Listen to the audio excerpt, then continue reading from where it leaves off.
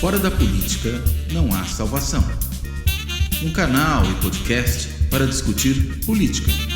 Produzido por mim, o cientista político Cláudio Couto.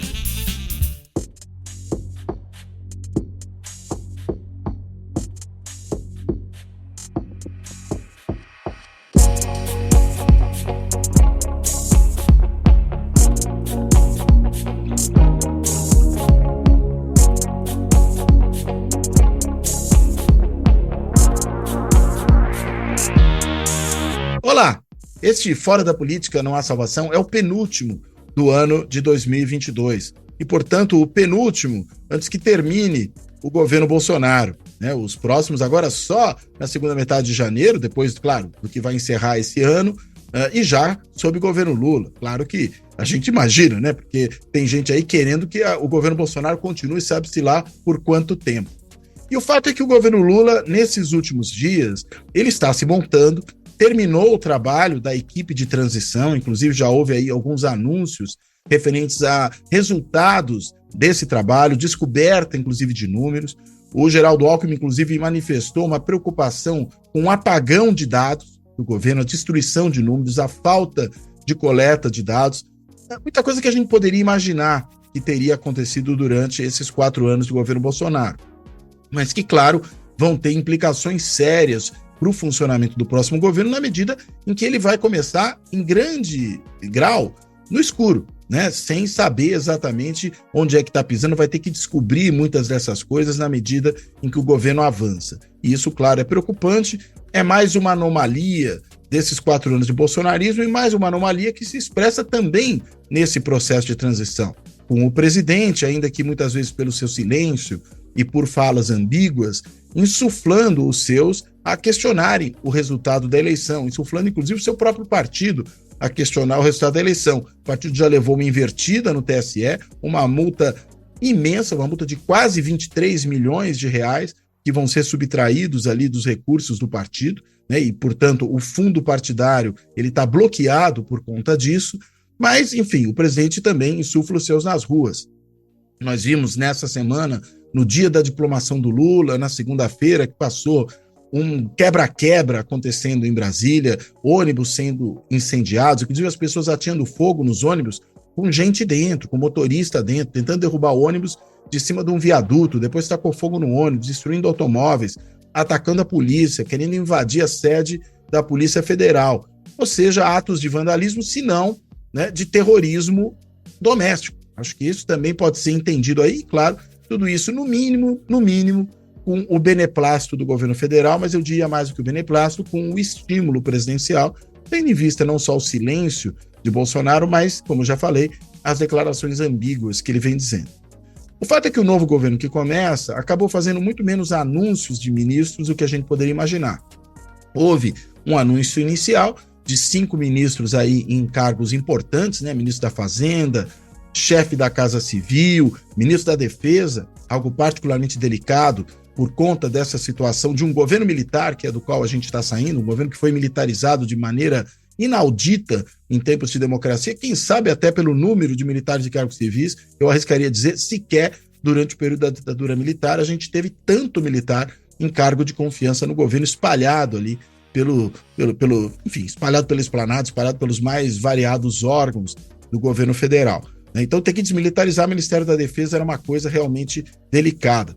Ministro das Relações Exteriores, outro que também já foi indicado, e a gente teve, inclusive, nessa semana, o anúncio da ministra da Cultura, mais por ela mesma do que pelo próprio presidente Lula, a cantora, a musicista Margareth Menezes, uma referência importante aí da música popular brasileira. O fato é, o governo vai avançando, mas nomes ainda faltam. E, portanto, a definição do que seria um governo de frente ampla é uma coisa que ainda não está tão clara. Inclusive, qual é o espaço que haverá para os aliados dentro do governo. Se fala muito em Simone Tebet, que foi importante durante o segundo turno da disputa em algum ministério. Ela parece que quer o Ministério da Área Social, mas é um ministério reivindicado pelo próprio PT. Se pensa em algum outro tipo de posição. Ela não compareceu à diplomação do Lula, o que pode ser um recado aí de insatisfação. Vamos ver o que acontece. Há também, nas negociações com a Câmara e com o Senado, a possibilidade ainda de algumas barganhas. né? O presidente da Câmara, Arthur Lira, parece que exigiu aí para dar 150 votos em favor da PEC da transição. O controle do Ministério da Saúde, que é evidentemente algo muito preocupante, né? E um ministério que vem sendo especulado o nome da socióloga e pesquisadora da área de saúde, presidente da Fiocruz, Nízia Tindrade, que é realmente uma pessoa que entende do assunto. Enfim, vamos tentar entender o que está acontecendo. E para entender o que a gente está acontecendo, eu convidei a minha colega, minha amiga da Fundação Getúlio Vargas, né, professora aposentada da FGV, cientista política, socióloga, também professora aposentada da Universidade de São Paulo, professora Maria Rita Loureiro. A professora Maria Rita, ela é uma pesquisadora que há muitos anos trabalha com questões relacionadas à relação entre política e economia, ao funcionamento do governo, ao funcionamento da democracia, e acho que ela vai poder nos dar aí um entendimento mais claro do que vem acontecendo. Então, sem mais delongas, eu quero primeiro agradecer a Maria Rita por ter topado fazer essa conversa aí, já perto do Natal, quase na segunda quinzena de dezembro, né? Dar as boas-vindas a ela e começo perguntando, Maria Rita, como é que você enxerga aí a formação desse governo, partindo do pressuposto que pode ser um governo de frente ampla? Por favor. Cláudio, muito obrigada pelo convite. É uma satisfação participar dessa conversa com você. O programa, o blog Fora da Política, Não Há Salvação, já está estabelecido, né, e prestigiado desde mais de um ano de existência, eu imagino. Já estamos no terceiro. Já está no terceiro ano, pois é. Exato. E a primeira coisa que me chamou a atenção quando você ouviu é o título, né? O título é muito sugestivo e fundamental para essa fase que a gente vive, né? No momento em que a política é tão desqualificada, reafirmar que fora da política não há salvação para o mundo terreno, né? Os homens não têm outra solução fora da política para melhorar as suas vidas e tentar ter uma vida mais digna para todos. Então, é com a política que nós temos que conviver. E a sua requalificação, a sua valorização é fundamental. Então, já o título é muito instigante, eu queria reforçar isso nessa oportunidade. Bom, Cláudio, eu acho que está tendo muita discussão, o tempo todo nós estamos inundados nesse período tão importante, tão turbulento e tão tenso que nós estamos vivendo. A primeira coisa que eu gostaria de comentar é uma reflexão que não traz nenhuma novidade, mas é importante apenas reafirmar. O que significa construir um governo de coalizão? É claro que cada governo de coalizão, ou a frente ampla, melhor dizendo, é um governo de frente ampla. Coalizão a gente sempre teve na história democrática brasileira. Mas o que é essa frente ampla? Em cada país ou em cada momento histórico, a frente ampla vai se constituir com diferentes configurações. No caso, hoje, no Brasil, a frente ampla, me parece que ela se constitui pela aliança do que a gente poderia chamar de um centro político de liberais e partidos de esquerda, com as diferentes gradações nos seus projetos políticos, né? O que seria esse centro liberal? Seria um centro que defende as instituições democráticas, daquilo que nós conhecemos de democracia liberal, defesa intransigente do Estado de Direito, da ordem constitucional, da separação dos poderes, dos direitos fundamentais, etc. E também defende o liberalismo econômico, né? Isto é, a defesa das chamadas liberdades individuais e a recusa da presença do Estado na regulação do mercado, das atividades econômicas. Então, esse centro democrático, esse centro, é constituído fundamentalmente por liberais, né? Tanto no plano econômico quanto no político. E a esquerda, obviamente, é constituída de defensores da democracia. Hoje a esquerda é fundamentalmente uma esquerda democrática, mas que tem divergências com os liberais na questão básica do papel do Estado na economia. Então, acho que este é o ponto central para se pensar com clareza o que é a frente ampla. Obviamente, como eu disse, tem um ponto fundamental de consenso, de convergência, que é a defesa intransigente da ordem democrática. Isso todos os membros e líderes dos partidos que constituíram esse governo, ou a aliança dos partidos do Centro Democrático, deixaram isso claríssimo, né? O que é interessante observar nisso é que, por uma ironia importante, é uma contradição importante da história, que esses liberais que, no Brasil, durante mais de 3 décadas, se opuseram aos partidos de esquerda, ao PT em particular, enfim, a oposição que caracterizou a nova república, de oposição entre PT e PSDB, foi desfeita pela ameaça comum que os dois polos viviam. Isso é claro, mas é muito bom ter isso em mente, né? Então, nós vimos que em 2018 a extrema-direita destruiu a possibilidade de ascensão ao poder da direita liberal e também alijou o PT, a esquerda democrática.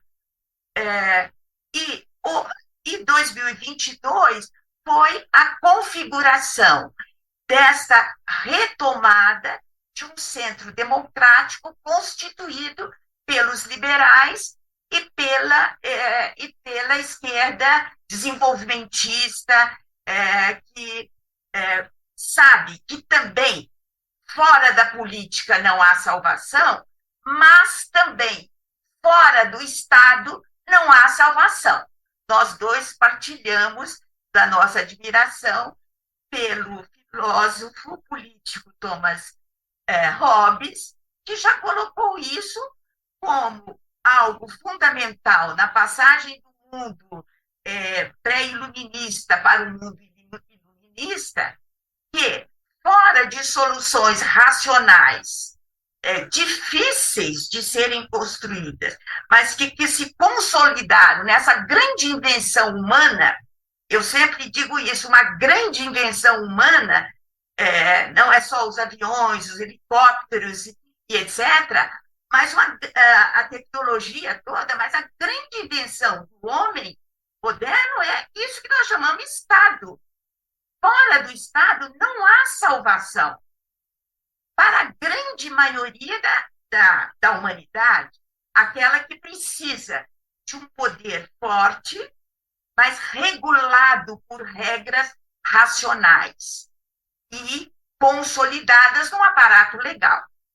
É claro que essa invenção do homem, do Estado, é um perigo, nós sabemos. Pode ter um benefício aí. Mas, sem ela, também não temos saída, né? É muito limitado, muito perigoso. Eu partilho com os liberais que o Estado pode se tornar um enorme perigo, que a fiscalização e a vigília é também uma prática fundamental da política, mas nós não podemos jogar o Estado fora ou desqualificá-lo, tá certo? Então, eu só gostaria de retomar, para não ser muito longa, é que o grande ponto tem dois pontos que eu considero mais difíceis de construir consensos nesta frente ampla, que já está aparecendo nesse período tenso agora da transição, que é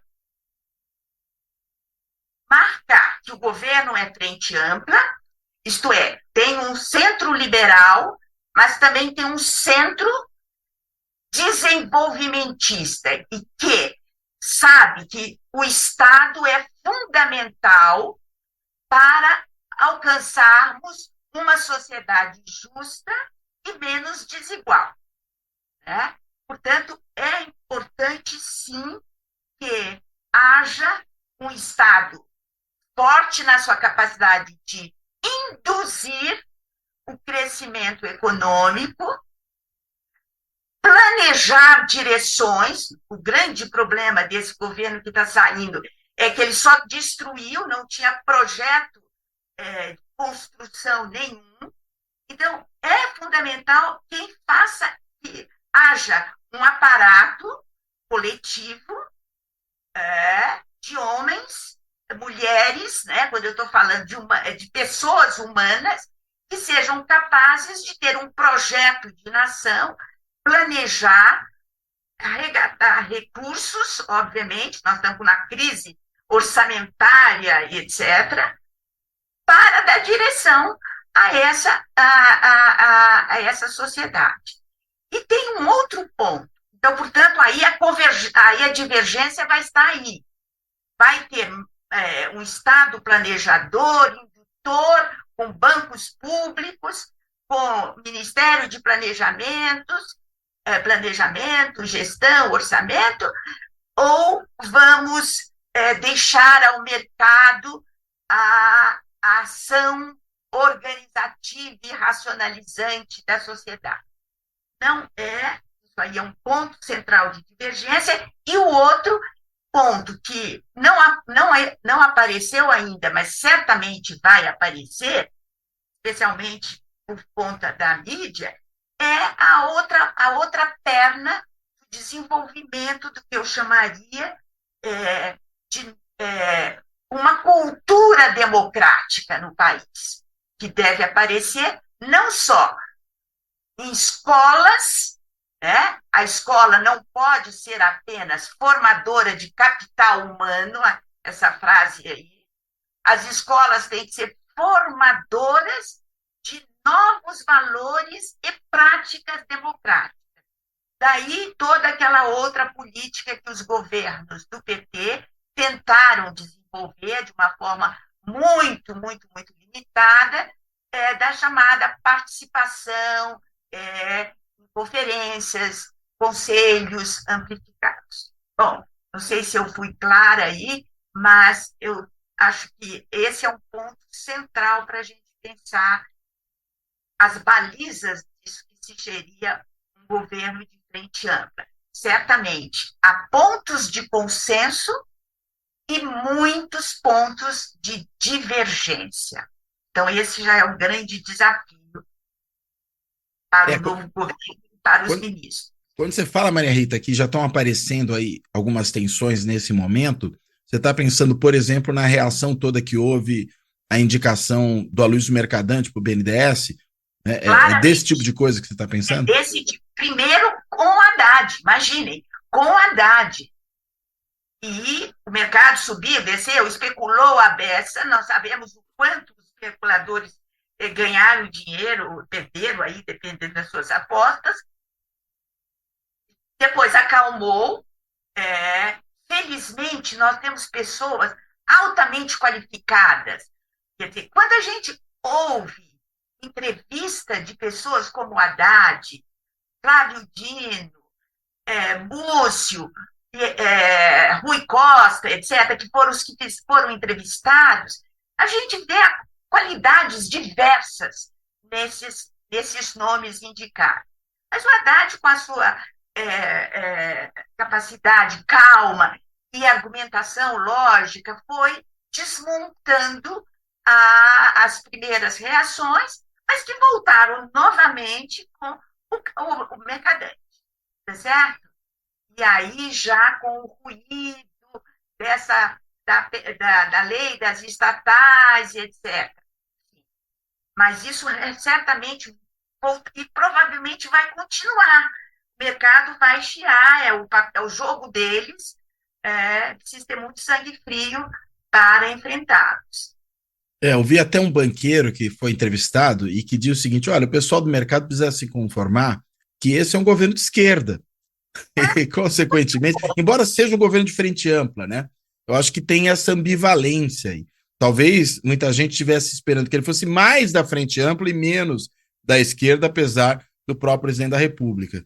E o Lula, nesses últimos dias, né, tem dado muitas declarações que vão exatamente no sentido, talvez, de enfatizar esse aspecto. Né? Às vezes eu vejo o Lula falando certas coisas e eu fico pensando aqui, será que o Alckmin está imaginando desse momento, né? Como será que ele reage, por exemplo, àquela declaração do Lula sobre as privatizações? Né? Você não acha que há um certo risco de se produzir muito conflito interno dentro desse governo?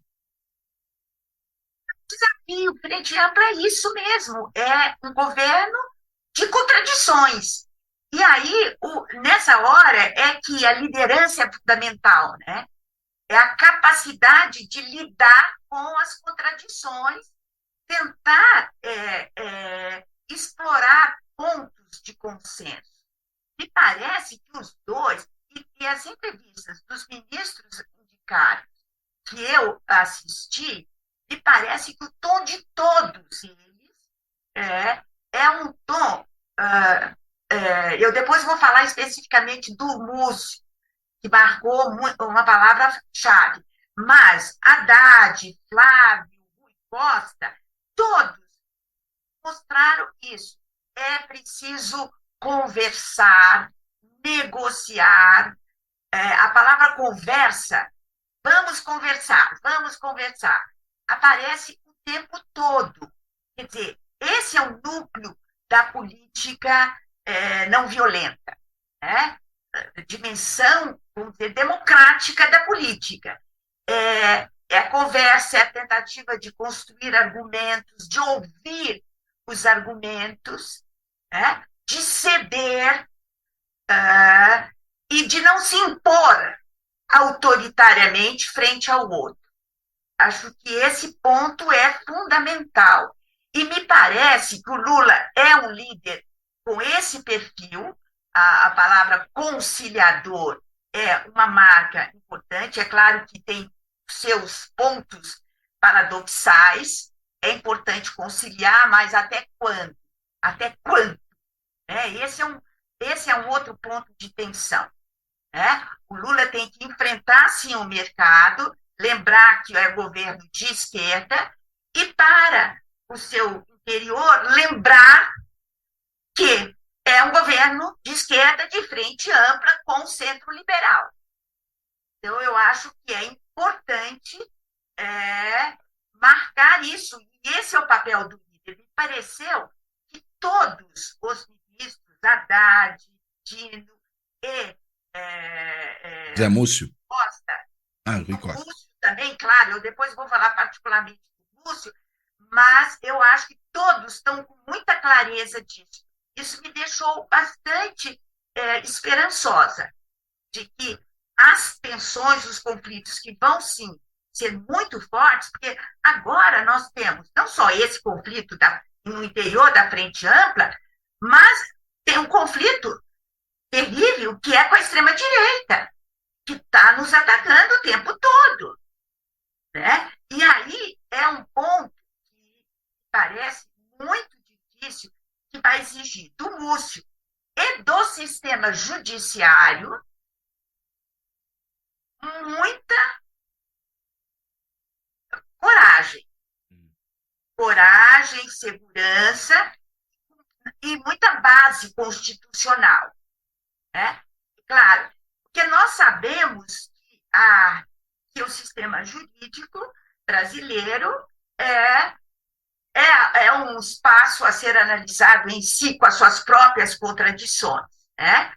Nos últimos anos, desde 2016 para cá, é impressionante ver o papel político do judiciário, que sim, tem mesmo, ele não é só técnico, ele é um Uhum. ator político. Não devemos reclamar das posições políticas do judiciário, Sobretudo nas porque suas cortes superiores, né? claro que é um poder político, isso é claro. Agora, mas por outro lado, tem um grande problema interno, eu estou até entrando no noticiário, que é um poder que não tem controle externo. Uhum. Esse é uma das coisas. Eu acho que o legislativo tem tentado, né, agora, por exemplo, esse conflito é muito até interessante de se observar, embora muito dramático de sofrer os efeitos deste conflito.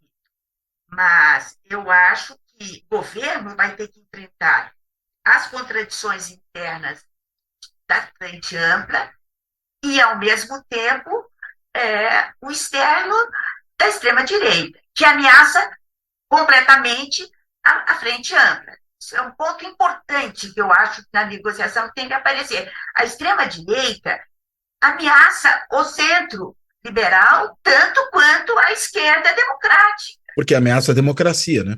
Claro. Então, e foi por isso que eles se uniram. De Sim. uma clareza enorme o Lula se unir com o Alckmin. Né? É interessante ver esse processo histórico. E os dois são ameaçados pela extrema-direita. Então, esse jogo de xadrez é muito importante. Então, temos que apostar na sabedoria dos nossos líderes políticos. E é engraçado você chamar atenção para isso, né? Do Lula ser apresentado como um conciliador. Eu me recordo que, na época da transição do regime autoritário militar para a democracia, se dizia muito sobre o Tancredo Neves, que o Tancredo era também um conciliador, né? Essa era, de certa maneira, a qualidade mais destacada do Tancredo para todo mundo que aparece ali. E muito provavelmente qualquer um naquele momento não diria, naquele momento, que o Lula era um conciliador, né? Inclusive o PT sequer votou no colégio eleitoral que elegeu o Tancredo. E hoje a gente está vendo uma situação muito diferente dessa, né? Em que, ironicamente, talvez um dos que andou aí ateando fogo às vestes foi o neto do Tancredo, o Récio Neves, que inclusive se alinhou ao bolsonarismo, e o Lula aparece como conciliador, né? Parece que a história deu umas voltas interessantes nesse momento. O Aécio, que aliás, é bom lembrar, era porta-voz, né? Era o secretário pessoal do avô lá em 85, inclusive que durante a sua internação no hospital era quem dava lá todas as declarações, os briefings ali do que estava acontecendo. Não aprendeu nada com o avô, né? Ao que parece, não. Pelo menos não de fazer política nesse modelo, né? É, E pelo menos, se a gente comparar até com o que foi o Aécio dos seus primeiros anos, né? Porque o Aécio, como governador de Minas, há quem dissesse que ele era o mais lulista dos tucanos, né? Ele tinha uma relação muito boa com o governo federal, mas tudo virou depois, a partir de 2014, né? Quando ele contesta o resultado das urnas e a partir dali começa a romper. Inclusive, talvez muito dessa ascensão da extrema-direita se deva a essa virada que começa a acontecer ali, né? Acho que tem a ver também com 2013, né? Com a apropriação pela direita e depois pela extrema-direita das jornadas de junho. Mas tem a ver também com esse posicionamento do Aécio ao questionar o resultado da eleição naquele momento. Exatamente o que o Bolsonaro faz agora. Eu concordo inteiramente com você. Acho que o Aécio teve um papel é, coadjuvante, mas muito importante nessa virada toda. Né? Em 2013, hoje a literatura já mostra, os Estados Unidos teve também um papel importante nessas manifestações todas e na configuração desses grupos de direita, que depois vão se tornar de extrema-direita aí no país, que nunca tinham aparecido, né? A direita era sempre, era mais gabinete, mais conspiratória e tal, mas movimento popular de direita, E a gente nunca grande, tinha. né? E grande, pois é, nós nunca tínhamos visto no país. Quer dizer, com exceção lá do Juarez Távora, né, dos fascistas. Mas, Ah, você está pensando lá no começo do século XX, né? lá, nós nunca tínhamos visto a direita se movimentando assim como grupo organizado, né? Eu estou pensando também na Marcha com Deus. Como Como é é que que é? foi Marcha nós, com Deus pela Deus, família. Com a família Marcha pela liberdade. da Família pela Liberdade. Isso. Marcha da Família com Deus pela liberdade, isso. Suflada pelos Estados Unidos, trouxe padre aí, ou, sei lá, algum religioso, e pegou a mulher do Adhemar de Barros, e levou toda a mulherada paulista de classe média, as imagens, era que a dona Eleonora Barros, com um padre do lado, puxava a família de classe média. Mas foi uma coisa muito pontual, né? Aquele Sim, esse é o ponto. Esse é o ponto. Agora nós temos um movimento de extrema-direita popular, populista, vamos dizer assim, né? Sim. Populismo de extrema-direita, que está, felizmente, no mundo todo. E, aliás, ouvindo outro dia uma observação do Abrúcio, nosso colega, os Estados Unidos mudaram, se a gente pensar... Isso, eu ia falar exatamente disso, né? Você falou que eles puxaram a Marcha da Família com Deus pela Liberdade, e agora eles estão, inclusive, aconselhando o novo governo, né? Puxaram 2013, porque isso já está mapeado, os pesquisadores já mostraram o financiamento do Vem para a Rua, etc., pelos grupos financiadores da extrema-direita nos Estados Unidos, e depois, quando viram que o perigo estava em casa também, né, eles nunca imaginavam que ia acontecer o 6 de janeiro no Capitólio, aí a coisa mudou, felizmente, para nós, né? Então, quando você fala do financiamento, você está pensando em coisa do tipo Irmãos Koch? Ou você está falando do governo americano?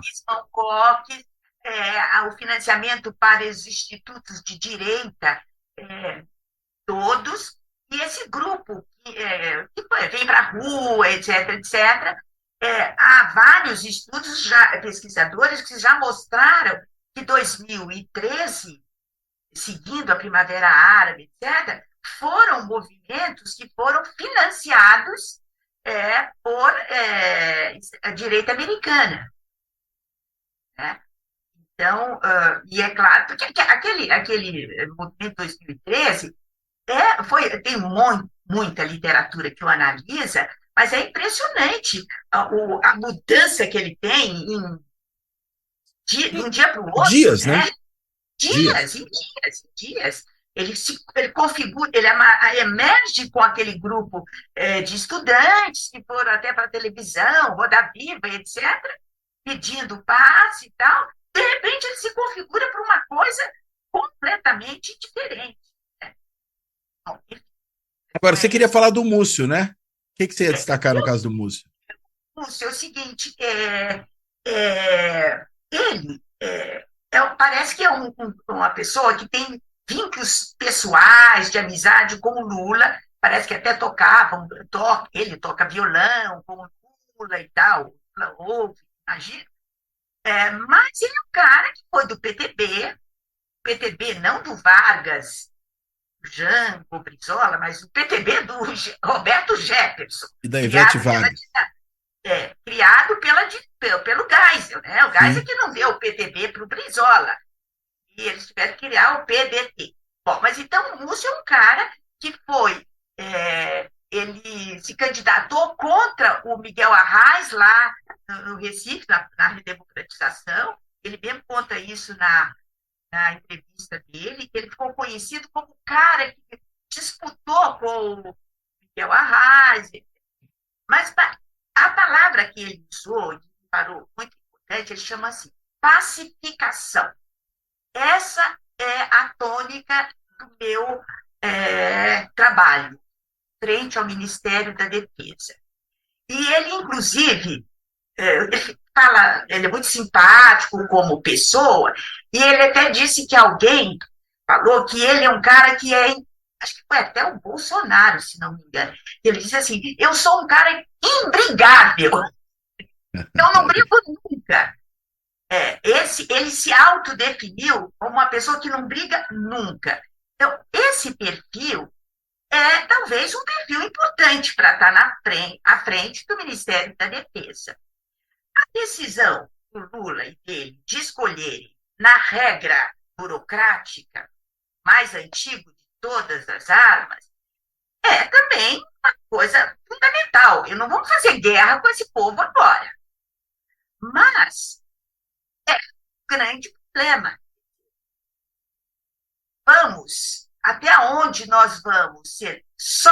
O que significa essa pacificação? A melhor expressão, me parece, é essa. O que significa pacificar? É fazer o que nós fizemos na lei da anistia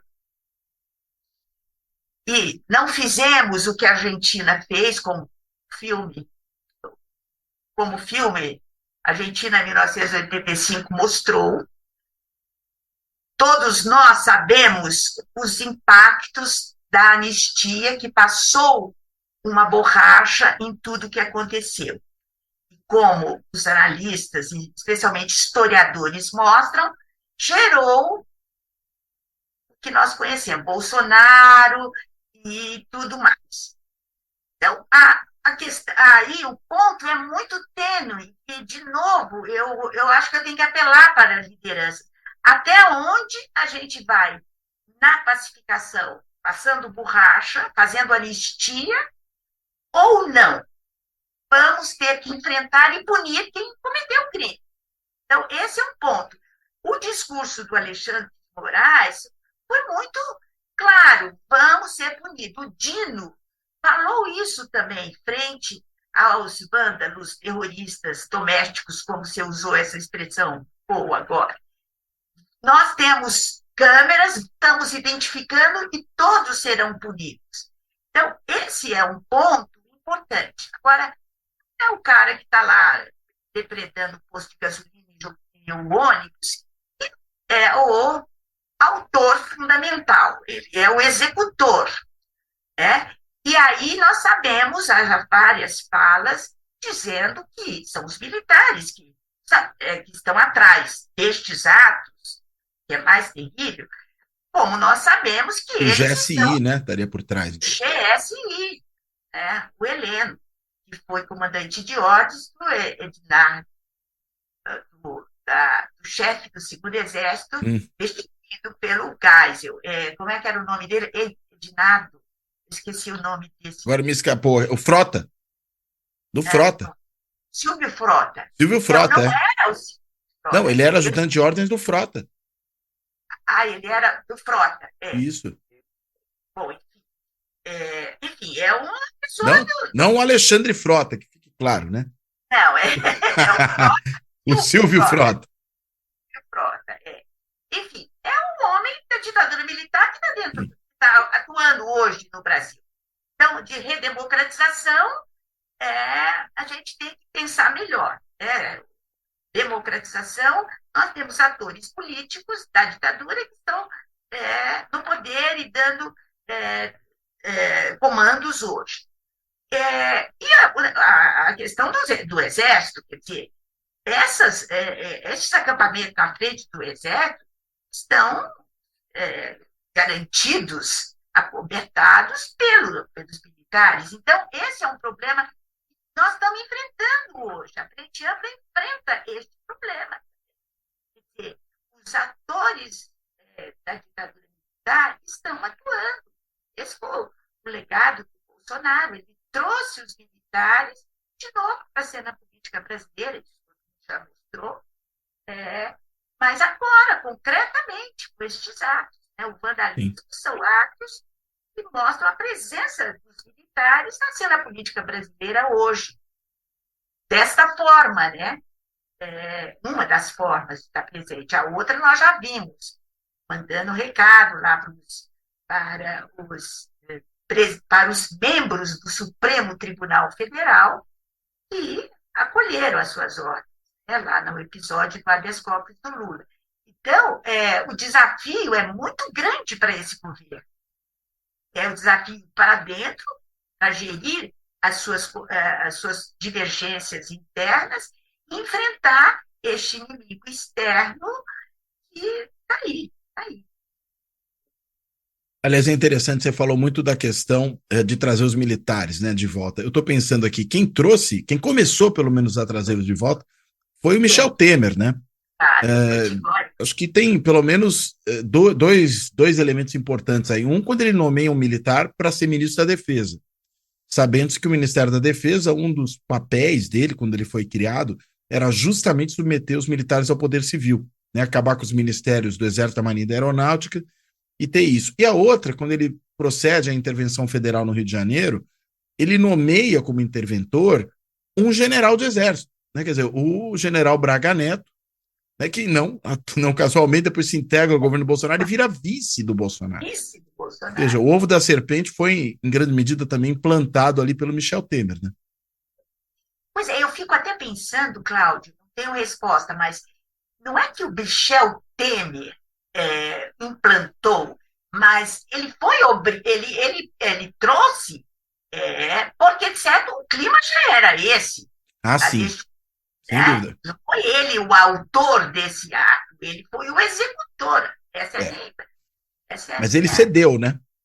Claro, cedeu. Ele estava negociando, provavelmente foi negociado isso, para ele receber o governo. Assim.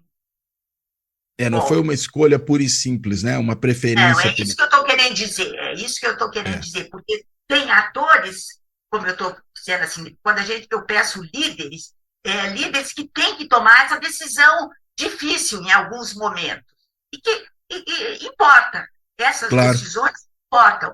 No caso do Michel Temer, ali não foi uma decisão que ele estava no meio do caminho. Essa é a impressão que eu tenho. Não tenho elementos empíricos, fatos nenhum, mas eu acho que faz parte. Ele cedia tudo para pegar a presidência. Sim, e se a gente considerar que já tinha havido também outras movimentações, né, dos militares antes disso. Teve depois, né, também. Aquele famoso tweet do general Vilas Boas já é durante o governo Temer. Já né? é durante, claro. Mas já com esse quadro, em alguma medida, montado, né? Montado, Eu não sei também o quanto o Temer não recorreu aos militares, enxergando neles uma guarida. Né? Embora ele fosse um presidente muito, muito hábil politicamente na negociação com o Congresso. Não sei o quanto ele precisaria, de fato, dessa guarida. Acho que você tem razão. Talvez o que houvesse já fosse uma presença militar já na cena política, que mesmo um presidente politicamente hábil, foi 3 vezes presidente da Câmara, né? Enfim, estava ali por decisão do Congresso que fez o impeachment da Dilma. Ainda assim, se sentiu na necessidade de buscar apoio entre os militares, né? Porque eu me lembro que todo mundo se espantou quando viu o Etchegóin lá no Palácio do Planalto, né? Acho que na CGI, né? Na GSI. Na GSI, né? Mas também o Ministério da Defesa, que é bom lembrar. Quer dizer, você tem tanto na antessala do presidente, como para chefiar os militares, um outro militar, né? E para fazer talvez o ato mais importante de todo esse governo, que foi a intervenção federal no Rio de Janeiro, nomear também um general, porque tudo bem, é uma intervenção para fins de segurança, você até poderia mobilizar as Forças Armadas, mas não necessariamente você precisaria colocar como chefe da intervenção um militar. Você poderia botar um civil e você teria na operacionalização da questão da segurança um militar, mas é subordinado a um civil, não foi isso que foi feito. Não foi isso que fez. Então, esse ponto já é importante, né? Portanto, nós estamos, então, na cena política de novo, esse ator aí, nós tínhamos esquecido, nós da academia, eu me uno também, porque eu achei que esse ator já tinha sido tirado da cena política brasileira. E, de repente, nós estamos com ele aí, né? O que me consola um pouco, Cláudio, é imaginar que os ventos internacionais estão nos ajudando neste momento. Porque se aquela frase, não há um golpe na América Latina sem a presença dos Estados Unidos, agora os Estados Unidos me parece decisivo para que os militares não entrassem na cena. Uhum. Não tentassem um golpe que o Bolsonaro estava pedindo o tempo todo. Sim. Os recados foram claros e foram públicos, né, por parte do governo americano. Claríssimos. Né? Então, eu acho que do meu ponto de vista, a variável decisiva, até me parece, foi a ausência de apoio americano para um golpe é, militar e para manter o Bolsonaro. Agora, Isso faz. mudando um pouquinho o assunto, né? Mas pensando ainda nessa questão da formação desse novo governo. Uma das coisas que, enfim, a gente até começou falando muito disso, né? E tem produzido bastante ruído agora, é qual que será a política econômica a ser seguida por esse novo governo. Claro, você tem uma questão que é a PEC da transição, que tem a ver também com a situação de, assim, devastação em que o próprio governo, inclusive do ponto de vista das finanças, é deixado. Tanto que você tem uma série de despesas ordinárias e as mais triviais do governo para o cumprimento das suas obrigações sejam constitucionais, sejam obrigações do dia a dia da administração pública, que não estão sendo ali cumpridos porque não tem dinheiro. Quer dizer, o governo gastou tudo, não tem como gastar agora, tanto que tentou pegar uma carona, tentou não, né? Pegou de fato uma carona na PEC da transição para poder resolver o final de ano. Acho que esse é um dado. Agora, mesmo assim, a gente tem uma imensa reação, né, dos agentes de mercado às sinalizações que vai dando o novo governo. Parece que ninguém se incomodou com a farra feita durante o período Paulo Guedes, né, que se vendia aí como o grande mago das finanças e, portanto, também das finanças públicas, e a gente vê como ele está entregando o governo. Mas o fato é, será que esse novo governo, né, montando uma equipe econômica de perfil mais desenvolvimentista, avessa, portanto, às expectativas que esse mercado está acalentando, né, e já o mercado vem dando mostras da insatisfação, não corre um certo risco de virar um novo governo Dilma do ponto de vista da relação com a economia? O que você enxerga aí, Eu, Maria Rita? eu acho e tenho esperança que não nesse sentido de que é, o Haddad, olha aqui, ele é um político, isso Lula desde o começo pôs um Palocci em 2003 e pôs um Haddad. É um político, não é um economista. Porque o que é economista, na verdade? É um homem do mercado financeiro, que pauta-se pelo mercado financeiro. O político é aquele que tenta fazer a tal conciliação. E o Haddad, como ele disse, eu deixei a Prefeitura de São Paulo completamente saneada do ponto de vista das contas públicas, com caixa. Ele é um gestor financeiro, como alguém lembrou numa live que eu vi, ele é um cara que vem da tradição de família libanesa, comerciante, que ele negocia refinanciamento de dívidas, etc., etc., que ele vai começar a fazer isso, como ele fez na prefeitura com Marta ainda. Eu me lembro que Leda Paulani, minha colega da USP, dizia que o Haddad, o Sayad, João Sayad, falecido, colega da USP também, a convidou para participar da equipe econômica na Prefeitura de São Paulo, quando Marta foi prefeita, e ela disse, mas eu sou economista teórica, eu não sei gerir máquina pública. O Haddad insistiu, eles eram muito O amigos. Sayad, o Sayad. Sayad, desculpa, Sayad. É tudo primo, é tudo primo. É Tudo daí que primo, tudo primo. Por isso que deram certo, né? E a Leda diz que a salvação para ela foi, ela disse, tá bom, eu vou, mas levo comigo o Fernando Haddad, que não era conhecido na época, ele era ainda professor, acho que tinha feito só mestrado em economia, se não me engano, com ela mesma, Isso. e depois estava fazendo, tinha feito lá, estava na ciência política, a convite lá do Departamento de Ciência Política da Não, USP. ele passou, ele é um professor concursado, né, do departamento. Eu sei disso lá, foi concursado e fazia discussões teóricas. Bom, mas ele é um homem prático também, do mundo das finanças, da gestão de comércio, etc. E ele fez uma limpeza financeira na prefeitura, deixou, na época já da Marta, com superávit. E ele repete isso nas entrevistas o tempo todo. Então, ele é um homem que é um político, mas ele sabe gerir as finanças. Né? Mas ele também chamou uma pessoa que é importantíssima, que é o Gabriel Galípolo. Agora, né? Agora, estou voltando para agora já. O Galípolo é um jovem, parece que tem 40 anos, formado fora das escolas da ortodoxia, que é PUC São Paulo, não é economista da PUC Rio ou da GV Rio, e ele é um homem que circula no mercado, foi CEO do Banco de Investimento Fator, enfim. E, ao mesmo tempo, é intelectual crítico. Só acompanhar os livros que ele tem publicado com nada menos, nada mais que é o Peluso. Né? Uhum.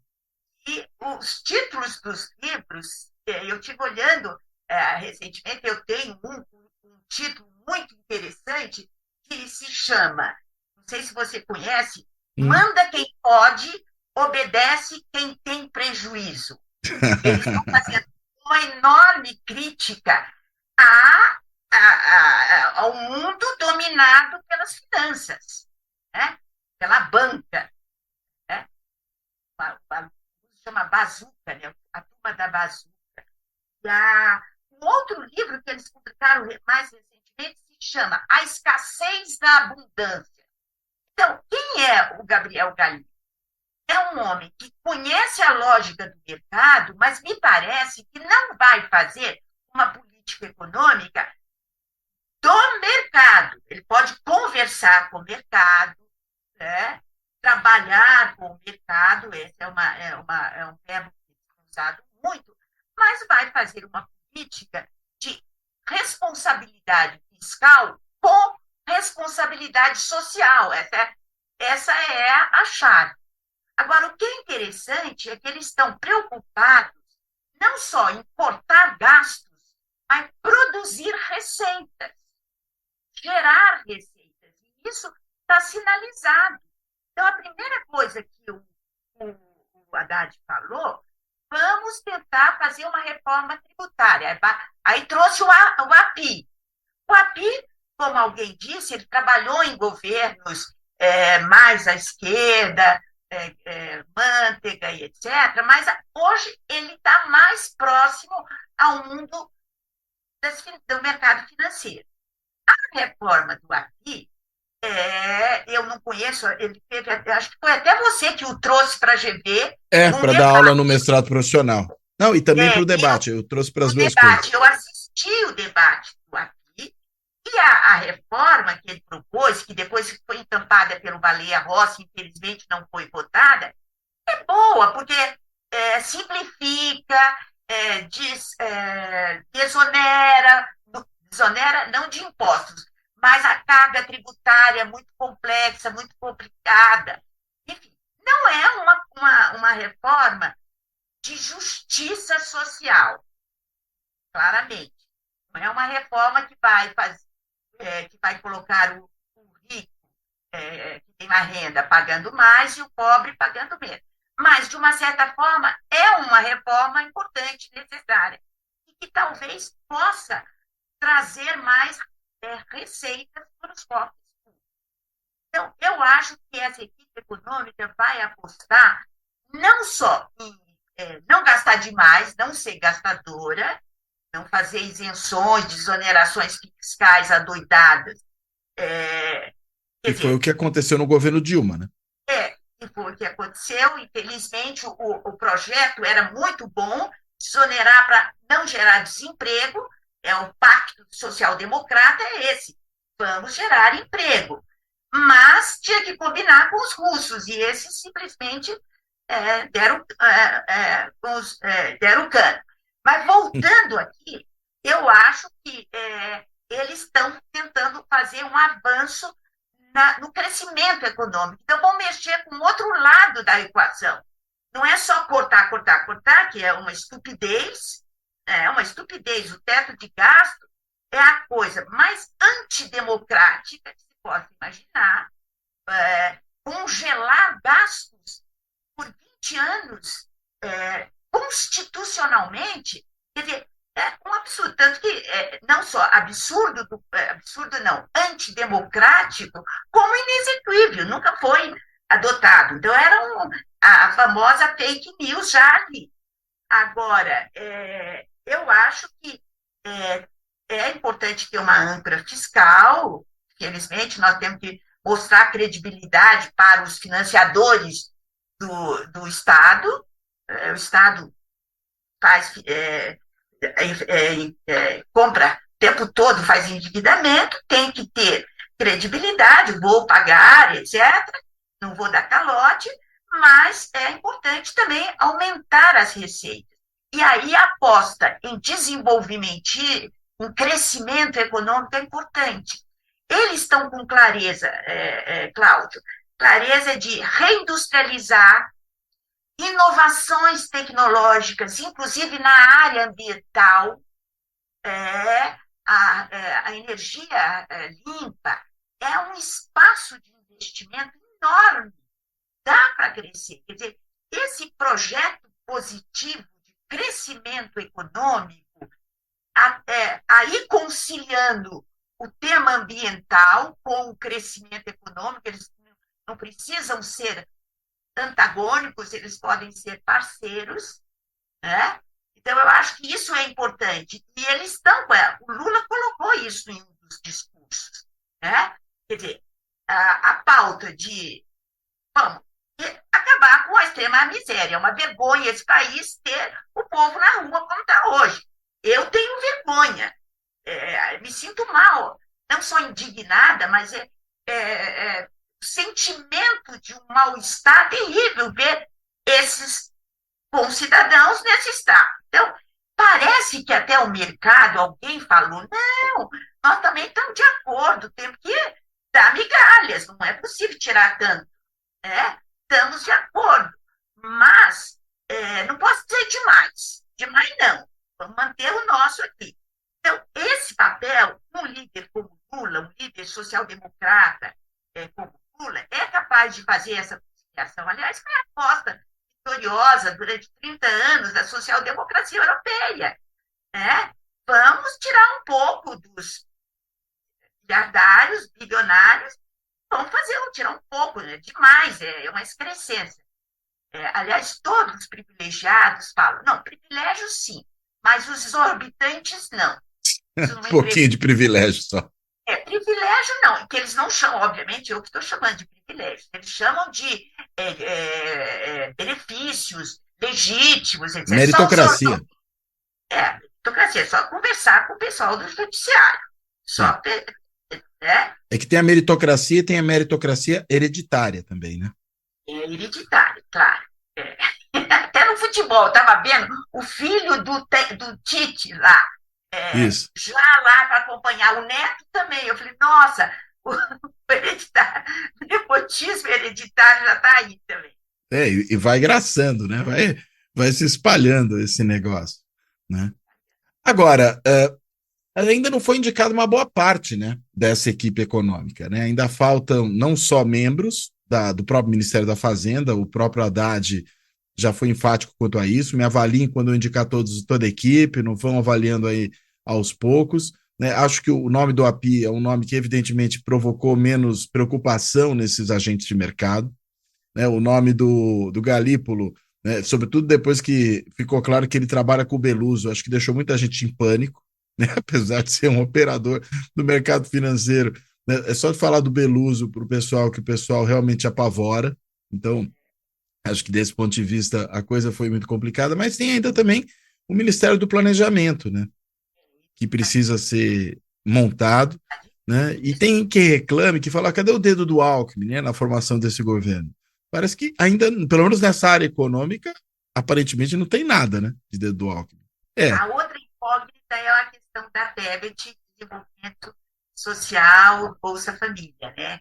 Esse é um imbróglio que eu tenho, olha, eu não sei te dizer o que eu acho claramente disso.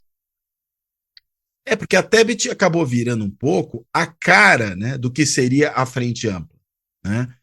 Pela posição política dela ao longo do tempo, fazia parte do movimento Muda Senado, que era assim, tinha até, digamos, uma certa afinidade com o lavajatismo, né? E de repente vai e apoia o Lula muito claramente no segundo turno, se engaja na campanha, acho que isso é um fato importante, né?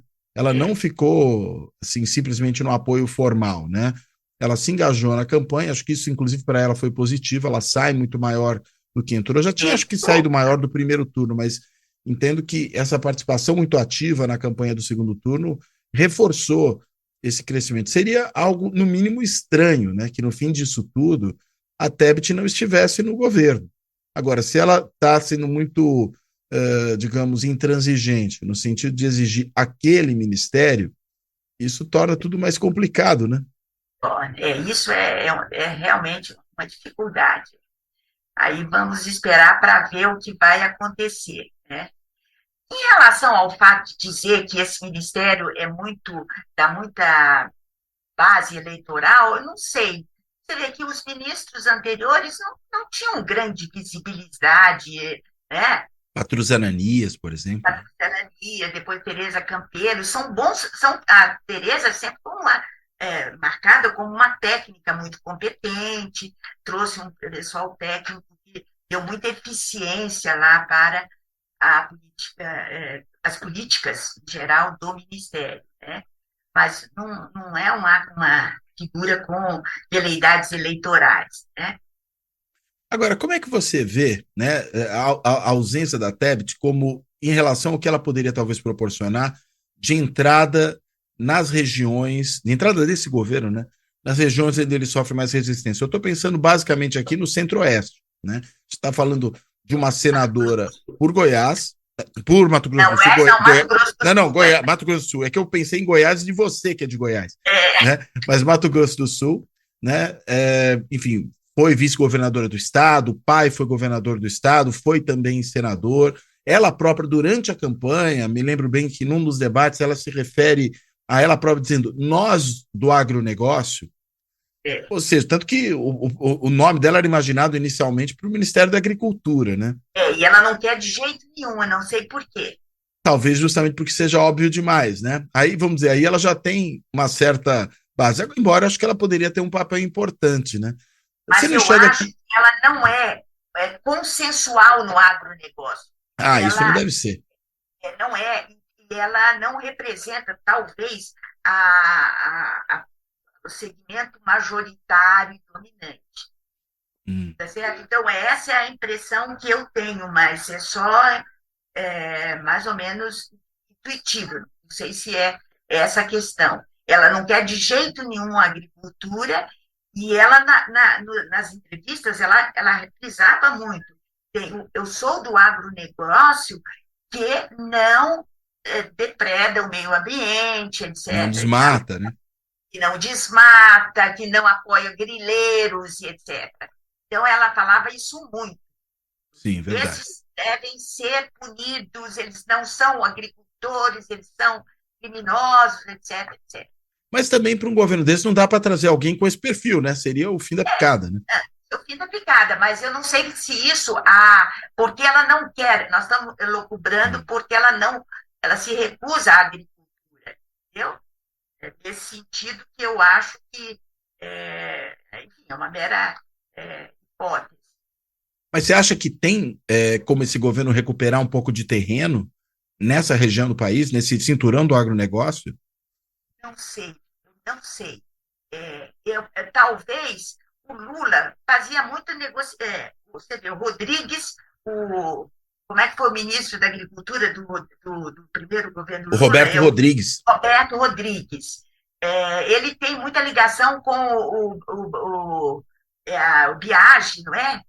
Tem, o Neto, Biagi, parece que ele tem ligação com algumas pessoas do agronegócio. Grandes produtores. Grandes produtores, mas um tipo, porque tem esse agronegócio. Não sei, viu, Cláudio? Eu não sei te responder essa pergunta, não. É um desafio para ver como ele vai enfrentar. Eu perguntei para você porque você é de Goiás, entendeu? Mas olha, eu estou por fora da política lá, só achei que o bolsonarismo lá é muito forte. Isso tem a ver mesmo com o agro? Você vê alguma outra explicação? Eu acho que tem a ver. Porque o conservadorismo é muito grande. E eu acho que a ausência de alternativas, até de atividades profissionais que não estejam ligadas com o agro, porque não é só a atividade agrícola que não pega muita gente, mas é todos os serviços que dependem dessa atividade. Então, eu acho que a mentalidade é muito marcada por esse mundo rural, da música sertaneja, sabe? Desse mundo do atraso em termos de modernidade. Embora o agronegócio brasileiro seja tremendamente modernizado, né? Pelo menos esse Mas do ponto grande de vista agronegócio. tecnológico apenas, do ponto de vista Hum, tecnológico, mas em sim, termos de mentalidade, de relações, são as relações sociais mais atrasadas, a hierarquia. Você vê isso até na convivência urbana. As pessoas, é aquele pessoal que acha que quem anda a pé não é gente. O trânsito passa, assim, eu já tive experiências terríveis de estar andando com as minhas filhas ainda pequenas, passando numa rua e veio uma Dani lá, uma perua com um carrão daqueles, e assim, sai de cima, sai de baixo, quer dizer, é aquela coisa, sabe, que não tem uma cidade. Eu acho que deve ter bolsões, sim, já teve prefeituras do PT em Goiânia, em outras regiões, mas é a mentalidade do interior de São Paulo também, sim. Araçatuba, é uma mentalidade E que não é só da área rural, plasma os centros urbanos desse centros interior, né? urbanos e a população que vive de serviços em torno do mundo Entendi. agrário, do agronegócio, Sim, né? Então, aí eu acho que essa mentalidade e valores democráticos ali são muito, muito frágeis. Eu até gostaria de entender por que uma região, uma cidade como Araraquara teve o Edinho como prefeito. Talvez seja o impacto da Unesp lá, sim, você tem a mas eu não universidade, sei né? da Universidade Como Unesp. você tinha do lado, né, em São Carlos também, o efeito da Pois é, Universidade mas em Federal, São né? Carlos não teve gestões de esquerda. Teve, não, São Carlos teve também. Por isso que eu estou Teve. pensando no caso de São Carlos. Ah, Talvez a tá. universidade, né, tenha um efeito, embora, por exemplo, Piracicaba, né, que é uma cidade onde tem a grande escola de agricultura, já é o contrário, né? Ao Você nunca contrário, teve isso. é isso. Aí o mundo rural, o conservadorismo rural pega muito. E se E faz já não é presente, mais inclusive, na própria universidade. a própria universidade. Então, eu acho que esse é um ponto que talvez seja difícil. Por isso que eu queria até colocar uma outra questão, é que eu acho que um dos desafios desse governo Lula, não só esse de lidar com as forças políticas e as suas contradições, mas uma tarefa que me parece importante é um desenvolvimento de valores democráticos e até tentando assumir na esfera, não só da cultura, que é importante, as chamadas centros de cultura, e etc., mas no sistema educacional. Eu acho que não dá para pensar escolas apenas como formadoras de mão de obra profissional. A escola tem esse papel civilizatório, que nós já vimos desde o Rousseau, né? Uhum. Quer dizer, a cidadania política, valores republicanos e democráticos, é preciso pensar as escolas como espaços. Quer dizer, esse pessoal do Bolsonaro, quando criou as escolas militares, eles tinham clareza disso. Né? Quer dizer, eu estou vendo agora apavorada o cara do Paraná vindo para São Paulo, vai criar Tá um falando do próximo secretário de Educação, né? cara de educação, cara do Paraná, Feber, né? Se não Feder. me que está vindo para São Paulo com o Tarcísio para criar escolas, não só privatizar, mas criar escolas. Ele está propondo voucher, aquele projeto antigo e com resultados pífios, e as escolas militares. Então, eu acho que o governo federal de esquerda, o lado democrático de esquerda do governo federal deve ter uma tarefa importante na formação de novos valores democráticos, que começam na escola. Né? Essa é uma tarefa que tem a ver com isso que você falou. Quer dizer, o Lula tem possibilidade de mudar no Centro-Oeste, eu vejo que é muito difícil. Aí por razões sociológicas mesmo, não é só político-institucionais, é uma tarefa de gerações. Sim. Muito bem. Maria Rita, muito obrigado pela conversa. Obrigada a você. Quero agradecer você ter topado, sua disponibilidade. Eu vou te devolver agora a palavra, tanto para você, claro, fazer as suas amarrações finais, mas também se tiver algum ponto que porventura a gente tenha deixado passar, para você poder tratar dele. Por favor. Bom, eu quero agradecer a você essa oportunidade de estar falando e com ela até refletindo junto com você várias coisas que você trouxe, me citaram aí para pensar mais. E eu só queria dizer, primeira coisa, eu estou com muita esperança de, claro, do que nós vivemos, o que está aparecendo já dá esperança, mas é reforçar essa esperança e a ideia de que os desafios são muito grandes. Eu acho que a gente tem que ter clareza de que política é o domínio do possível e não do desejável. Né? O desejável é a referência, mas a política é o do possível. Dá para fazer tudo o que a gente gostaria agora, mas ele para julgarmos o que está acontecendo. Mas sempre pensamos que é possível. Quando a gente fala Lula é um conciliador, conciliar é trabalhar com as possibilidades, né? Então, eu acho que a minha expectativa é que a gente possa ter um país certamente será melhor do que o que nós vivemos até há pouco. E agradecer e reforçar para que todos possam, aqueles nas suas devidas possibilidades, contribuir para essa construção. Obrigada, Cláudio. Eu que te agradeço. É uma fala de professora já saindo da tarefa, né? Essa fala de professora final de carreira. Muito bem.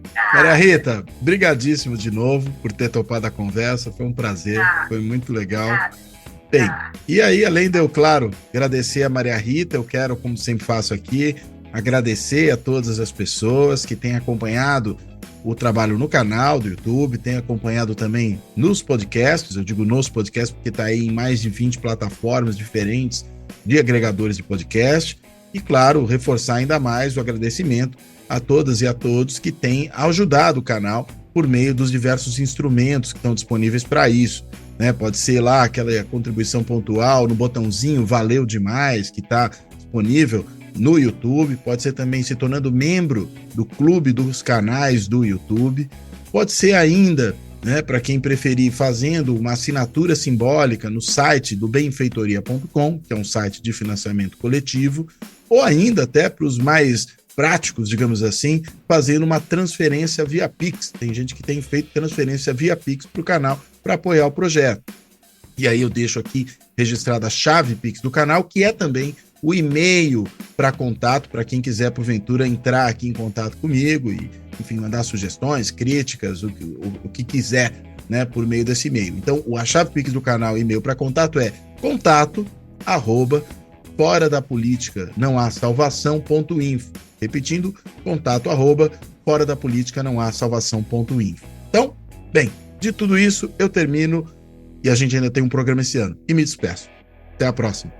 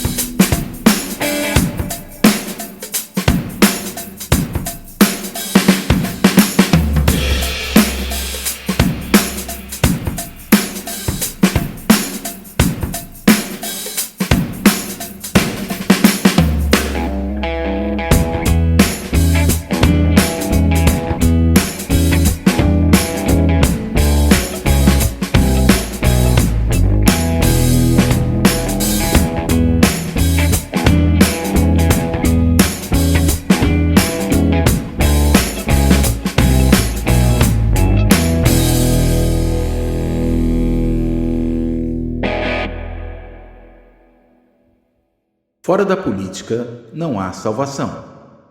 Um canal e podcast para discutir política. Produzido por mim, o cientista político Cláudio Couto.